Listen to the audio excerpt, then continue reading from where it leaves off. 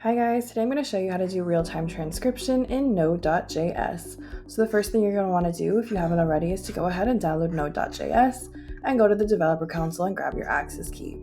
Next, you're going to want to open VS Code and create a JavaScript file. Before we do anything, we're going to need to download PV Leopard. And you're going to see that I already have it downloaded, so let's work on the code.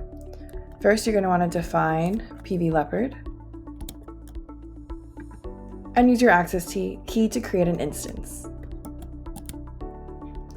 Next, you're going to want to define a path to your audio file. I've downloaded one off of Kaggle called harvard.wave.